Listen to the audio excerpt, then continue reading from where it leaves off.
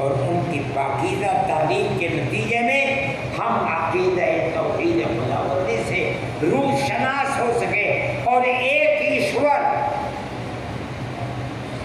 ایشور واد کا جو پاکیزہ عقیدہ دنیا میں سب سے پہلے بھارت کی دھرتی سے اٹھا تھا، اللہ کے فضل و کرم سے اسی عقیدے کو حفظ جان بنائے ہوئے ہیں۔ یہ بات بھی مسلم اور ناقابل مسلم اور ناقابل انکار حقیقت ہے کہ ہمارے آباء و اجداد اسی ملک میں پیدا ہوئے اور اسی ملک میں پیوند زمین بنتے رہے۔ اسی لیے ہم خود اپنے ملک کی قیمتی پرانی تاریخ کو زندہ رکھنے میں تن من دھن کی بازی لگائے ہوئے ہیں۔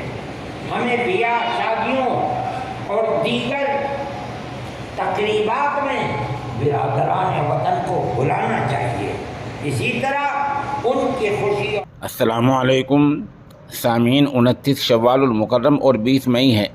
خبر کا عنوان ہے مولانا اسجد مدنی جمعیت علماء ہند کے نائب صدر بنائے گئے۔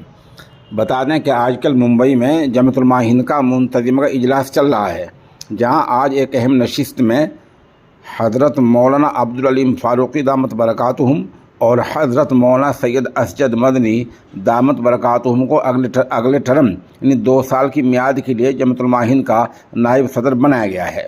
شروع میں آپ نے جو ویڈیو دیکھی یہ حضرت مولانا سید ارشد مدنی دامت برکاتہم کا وہ ویڈیو بیان ہے اور صحیح معنوں میں یہ حق گوئی ہے، اس کو آپ دھیان سے سنیں۔